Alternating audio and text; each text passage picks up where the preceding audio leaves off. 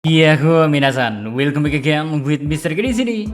Ngelihat bagaimana perubahan terjadi secara drastis di dunia baru bersamaan dengan kemunculan dari sebuah organisasi bernama Crossguild yang membuat posisi angkatan laut yang dahulu sebagai pemburu ya malah saat ini kondisinya ikut diburu karena mereka sama-sama memiliki nilai buruan layaknya para bajak laut. Ya, yang menarik sebenarnya melihat bagaimana motif sesungguhnya di balik pembuatan organisasi itu. Karena guys, kalau melihat bagaimana organisasi-organisasi lainnya di One Piece sendiri, mereka tentu memiliki sebuah tujuan yang mana biasanya muncul sebagai respon dari sesuatu. Misalnya aja ya, kita mulai dari angkatan laut yang jelas dibentuk sebagai kontra sekaligus pasukan yang berhadapan langsung dengan para bajak laut. Apalagi sejak era bajak laut tercipta dan jumlah dari orang-orang yang menjadi bajak laut melonjak semakin harinya. Hal itu tentu menciptakan kekacauan di mana-mana, sehingga pihak angkatan laut lah yang dianggap atau dirasa harus bisa mengkontrol segala sesuatu yang berhubungan dengan hal ini.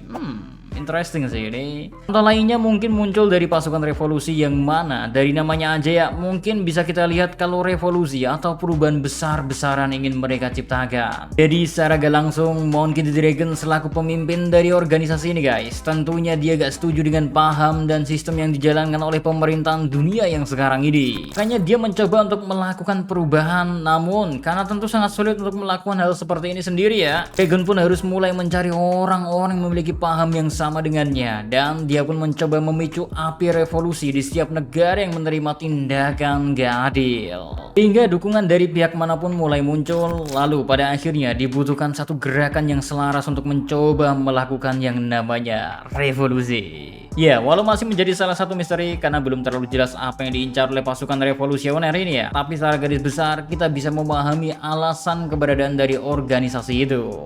Apalagi melihat pemimpinnya dicap sebagai penjahat paling berbahaya. Harusnya hal itu bisa kita jadikan clue untuk mengetahui mengapa mereka begitu diwaspadai oleh pemerintah dunia dan angkatan laut itu sendiri.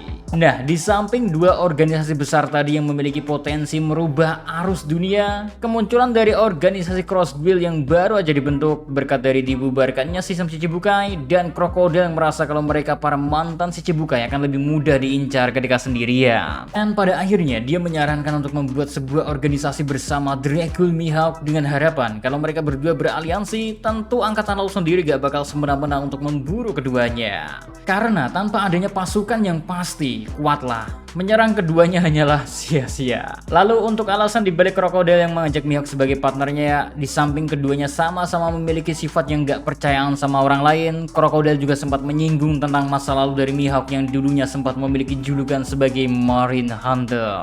Nah, dari sinilah kemungkinan mengapa organisasi Crossguild bergerak layaknya angkatan laut yang memberikan bounty kepada para bajak laut, karena walau baik nama dan pemimpinnya yang pada akhirnya menjadi bagi, berkat satu dan lain hal yang dirasa terjadi oleh pihak angkatan laut, tetap aja yang menarik dari organisasi ini adalah kemungkinan ada motif lain.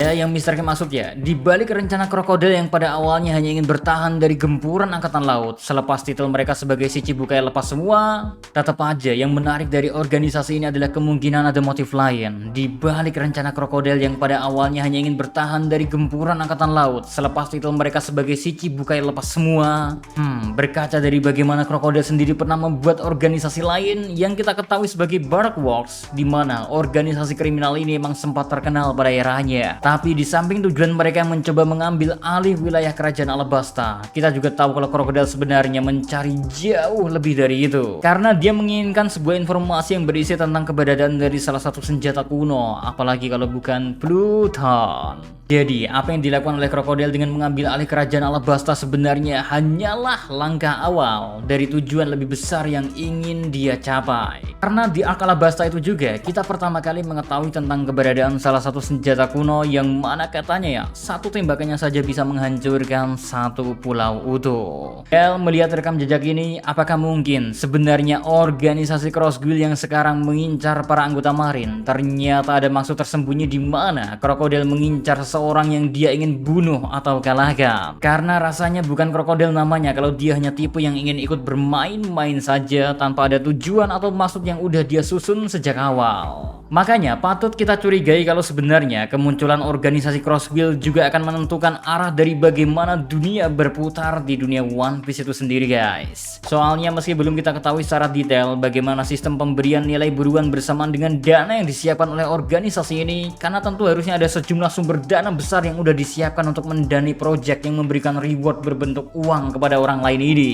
Ya karena berbeda dengan Angkatan Laut yang tentu menerima dana dari pemerintahan dunia yang tentunya sifatnya bisa gak habis-habis, karena kita tahu ya sejumlah negara yang berafiliasi dengan pemerintahan dunia juga membayarkan sejumlah pajak. Belum lagi ngelihat bagaimana Dr. Vegapunk sendiri lebih memilih untuk didanai oleh pemerintahan dunia. Hal ini udah memperlihatkan kembali ke kita ya, bagaimana kalau uang bukan menjadi masalah lama melibatkan pemerintahan dunia di dalamnya. Sedangkan hal yang berbanding terbalik terjadi di organisasi Crossguild yang bisa kita anggap sebagai pihak swasta yang tiba-tiba aja ingin melakukan sesuatu yang sama seperti yang dilakukan oleh pihak Angkatan Laut.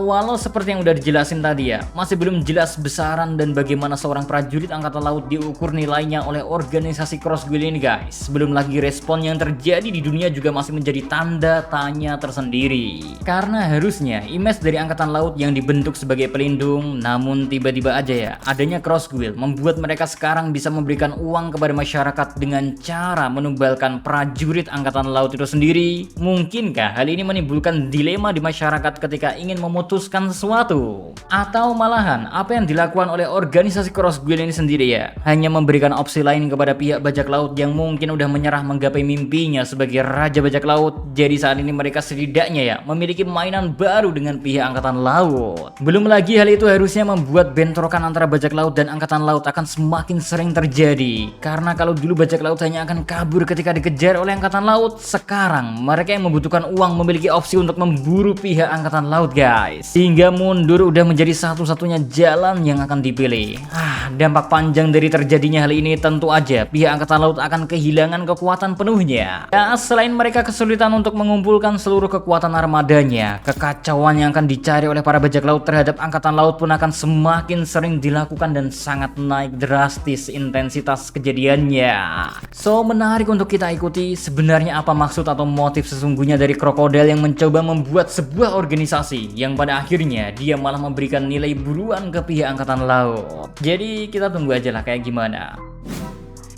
Kayaknya cukup segitu aja dulu buat konten kali ini guys. Semoga dapat dipahami dan dicerna dan menambah wawasan sedikit lah tentang One Piece tentunya. So, see you again next time. Mari sekarang melos. Stay safe everyone. Salam